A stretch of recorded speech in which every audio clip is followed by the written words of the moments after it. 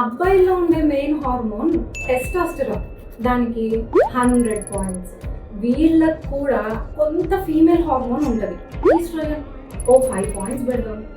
Now, what if I told you that this value could be influenced by what his mother was exposed to when she was pregnant with him? ఇక్కడ flash బ్యాక్లో ఇతను వాళ్ళ అమ్మ బొజ్జలో ఉన్నాడు.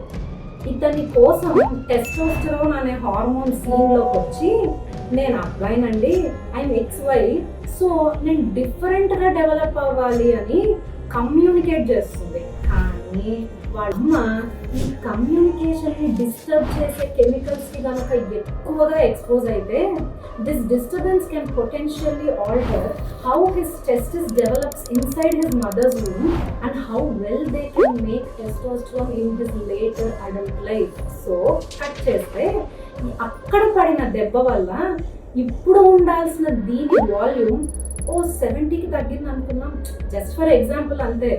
పైగా మన oestrogen hormone కి double action చేస్తున్న BPA లాంటి కెమికల్స్ కి ఈయన ఎటు ఎక్స్పోజ్ అవుతూనే ఉన్నాడు అడల్ట్ లైఫ్ లో. సో వాడి రిసెప్టర్ ఊరుకుంటుందా? పిలుస్తుంది, వారాయ్ ఇదెళ్ళి అక్కడ కూర్చున్నాక ఇంకేముంది, తూమ్ తూమ్ తూమ్, ఈ 5 కాస్త 20 30 అవుతుంది అనుకుందాం. ఇవన్నీ జస్ట్ ఎగ్జాంపుల్, ఆర్బిటరీ వాల్యూస్ మాత్రమే. సో అయితే అయ్యింది, మాకేంటి నాకేంటని you have to wait and watch. Happy Diwali.